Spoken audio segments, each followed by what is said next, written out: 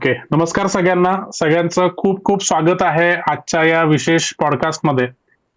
आपल्यासोबत आहेत आदरणीय चिंतामणी केळकर सर. धन्यवाद. चिंतामणी केळकर सरांचं काही वेगळा परिचय करून द्यायला नको.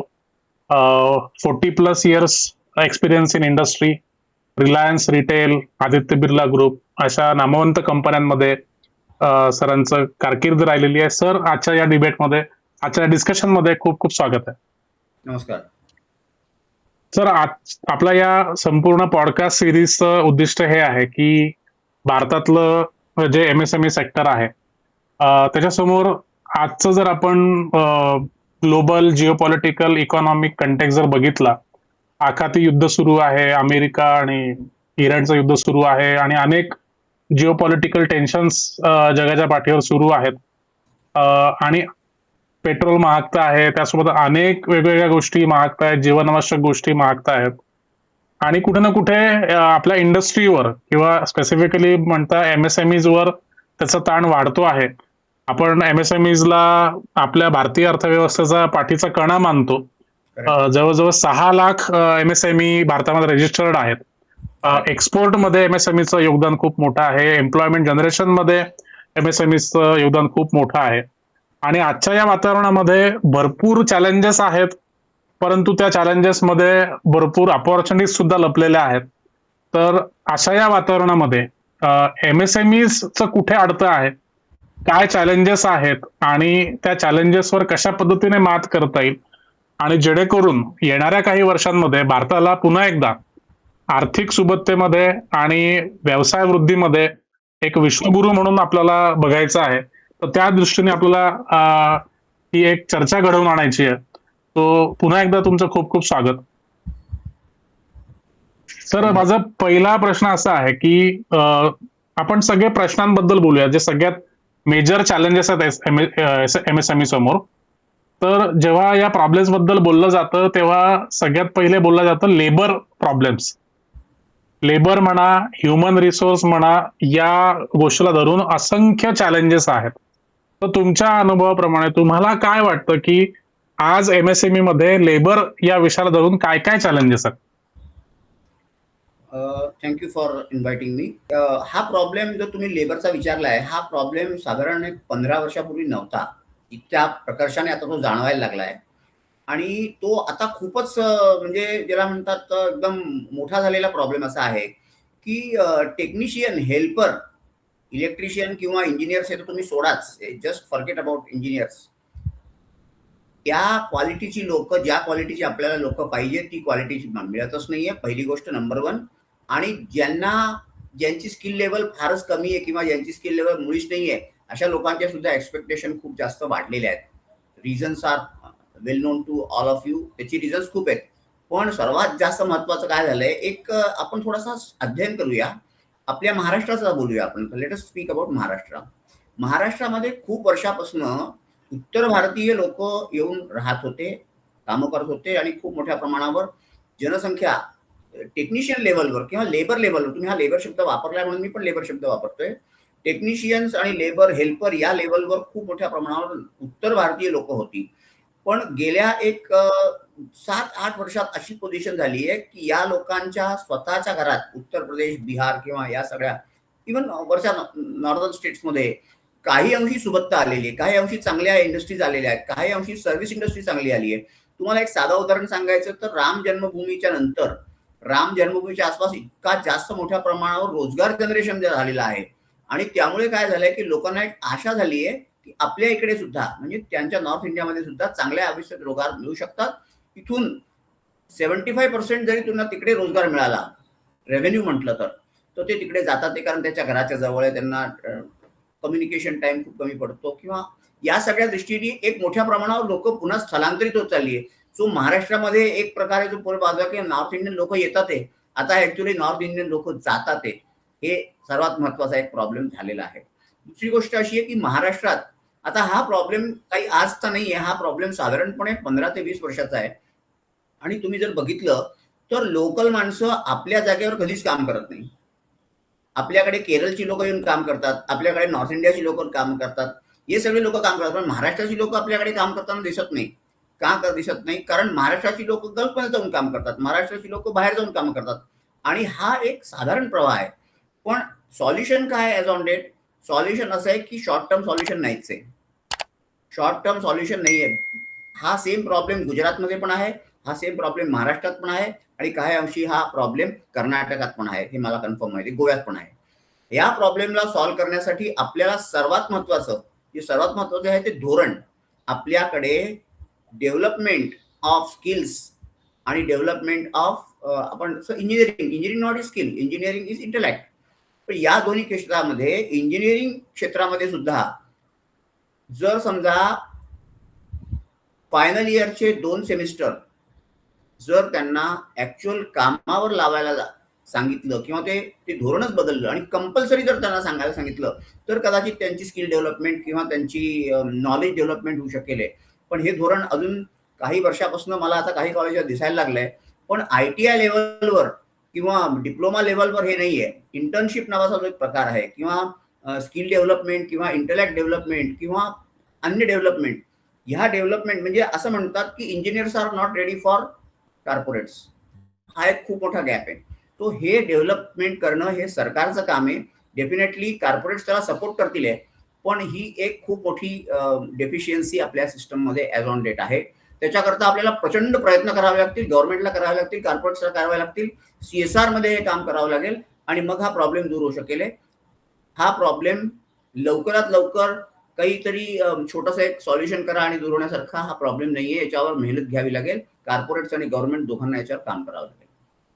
सर, मला याच्यावर अनुसरून एक प्रश्न विचारायचा आहे की आपण धोरणात्मक पावलांबद्दल बोललात, पण आपण आता अलीकडच्या काळात बघतोय की जेव्हापासून मोदी सरकार आलेलं आहे, स्किल डेव्हलपमेंटसाठी अनेक वेगवेगळ्या योजना म्हणा, वेगवेगळे इनिशिएटिव्ह म्हणा, असे गव्हर्नमेंटने सुरू केले. उदाहरणार्थ प्रधानमंत्री कौशल विकास योजना म्हणा किंवा national skill development corporation setup करण्यात आलं देश पातळीवर.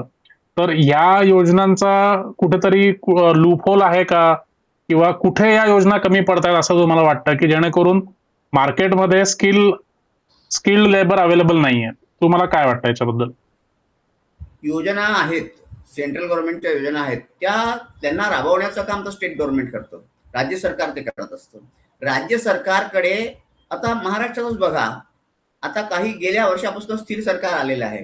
पण सरकारच जर स्थिर नसेल तर मग या प्रकारच्या गोष्टी सर्वात लास्ट प्रायोरिटीमध्ये जातात.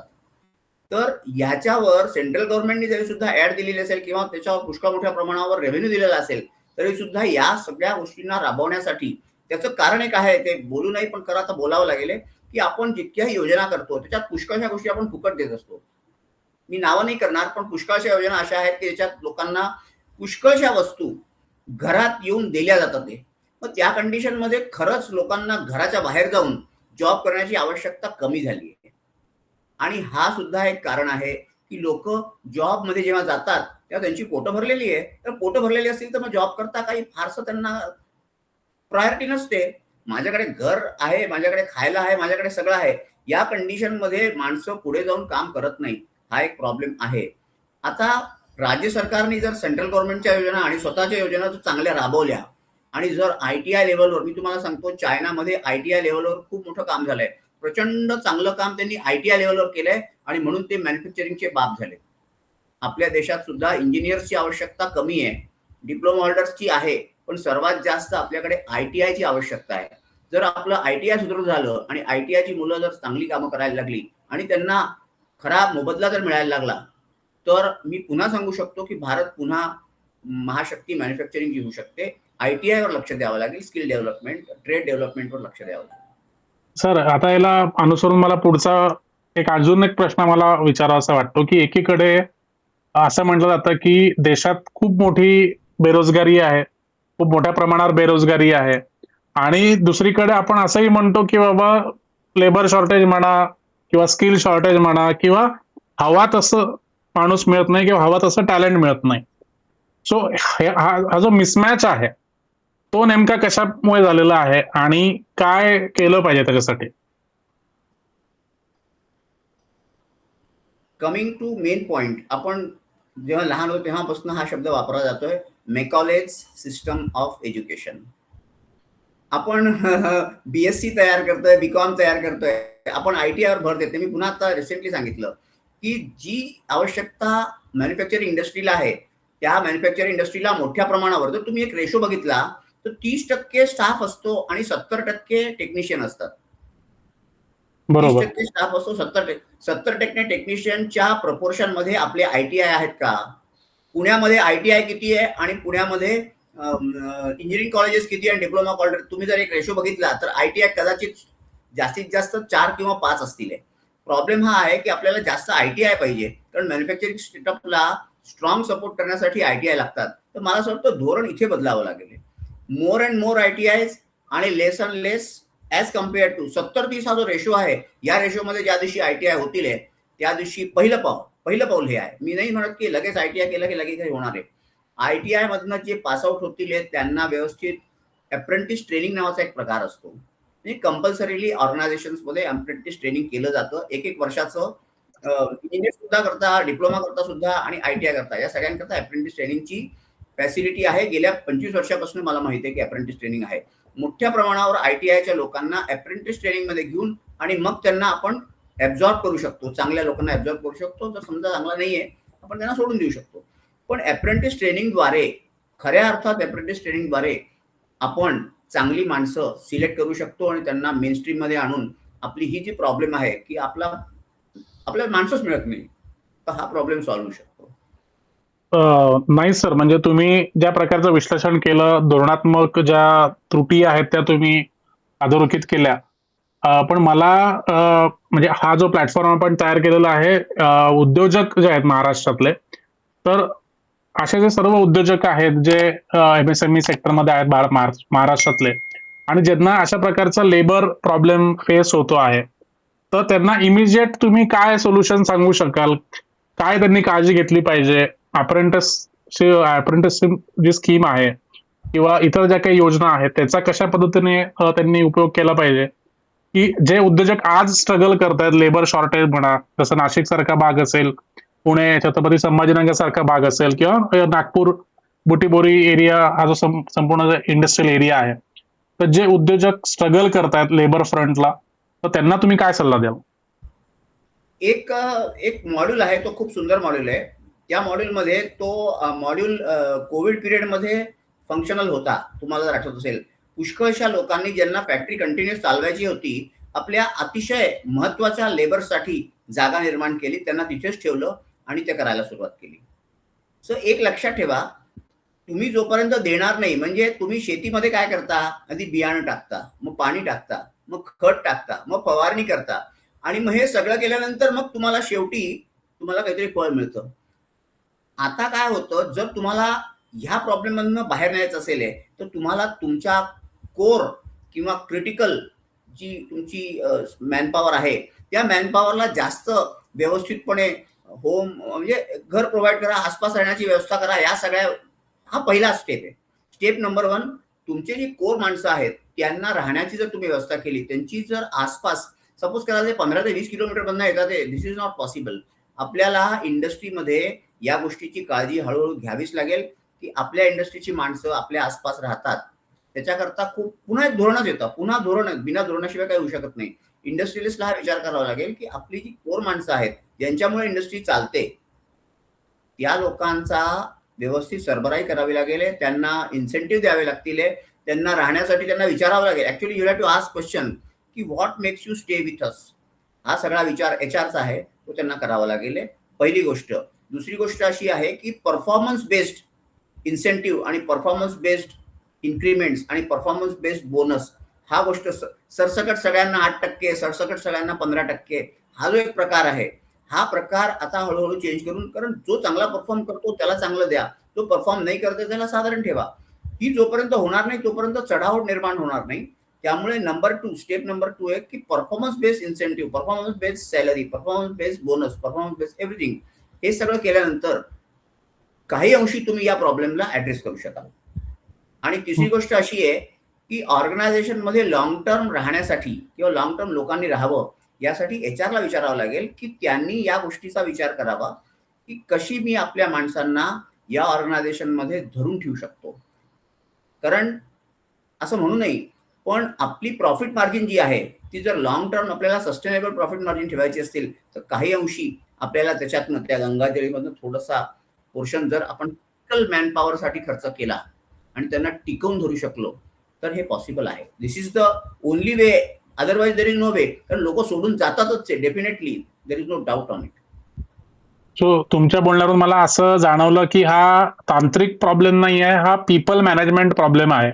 जर आपण पीपल मॅनेजमेंट चांगलं केलं किंवा रिलेशनशिप मॅनेजमेंट जर चांगलं केलं तर कदाचित हा प्रश्न सॉल्व्ह होऊ शकतो. सर थोडासा वेगळा प्रश्न विचारतो मी. आपण रिलायन्स सोबत अनेक वर्ष काम केलेलं आहे. जिओ जेव्हा भारतात लॉन्च झालं तेव्हा एक खूप मोठी जबाबदारी आपण रिलायन्स मध्ये उचललेली आहे.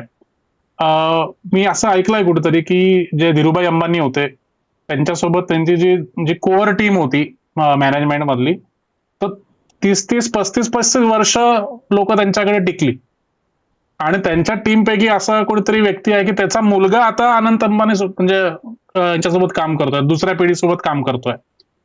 तर काय स्किल असतं, पीपल मॅनेजमेंट स्किल नेमकं काय आहे आणि का म्हणजे लोकांकडे माणसं टिकतात आणि आपल्याकडे माणसं टिकत नाही, याचं उत्तर तुम्ही सांगू शकाल का?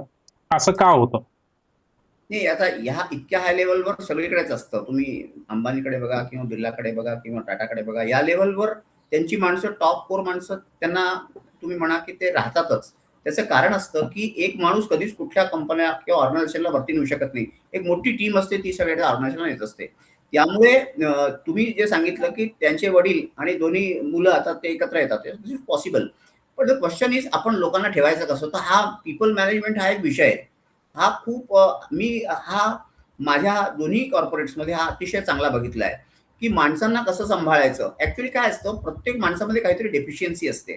प्रत्येक कोणीच परफेक्ट नाही आहे, पण त्या डेफिशियन्सीला बाजूला सारून त्याचे जे चांगले पॉईंट्स आहे त्यांना वृद्धिगत करणे म्हणजे ऍक्च्युली ऑर्केस्ट्रा आहे. ऑर्केस्ट्रामध्ये ना प्रत्येकाला एकच फक्त वस्तू येत असते, पण तो काही मल्टीटास्किंग करत नसतो. पण त्या ऑर्केस्ट्रामध्ये परफेक्ट कॉम्बिनेशन होतं. म्हणजे जो गाणारा असतो तो समोर असतो, पण मागच्या लोकांच्या सहाय्यामुळे तो अप्रतिम परफॉर्मन्स करू शकतो. सो जो तुम्हाला जो कोर फ्रंटला दिसतो त्याच्याबरोबर ती टीम असते म्हणून तो परफॉर्म करतो. तर त्यांना कसं सांभाळायचं, तर त्याला त्याला जर तुम्ही विचारलं तर तो त्यांना गोंजारून ठेवतो. तबलावाला असो का ड्रमवाला असो का, अक्षरशः म्हणजे घरच्या माणसासारखं ट्रीटमेंट त्यांना मिळत असतं. त्यांच्याकरता काही रूल नसतात. मी तुम्हाला एक साधा उपयोग सांगतो. माझे खूप सिनियर मेंबर होते बिर्ला ऑर्गनायझेशनमध्ये. त्यांनी मला एक दिवस सांगितलं की रूल्स काहीच नसतात. नाही म्हणण्यासाठी रूल्स असतात आणि हो म्हणण्यासाठी मी आहे. तर अच्छा. जर कोणाला सांगायचं आहे की this is not possible because of the rules, so rules are there.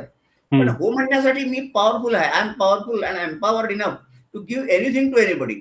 म्हणून ते त्या रूल्सना वापर करत नाही. त्या रूल्सच्या बाहेर जाऊन त्या लोकांना ट्रीटमेंट देत असतात, तेव्हा ती लोक सांगतात. म्हणून बरोबर. आपण जेव्हा कोणाला सांगतो, म्हणून सांगायचं असं आहे की rules are there to say no, but if I have to say yes, I am empowered.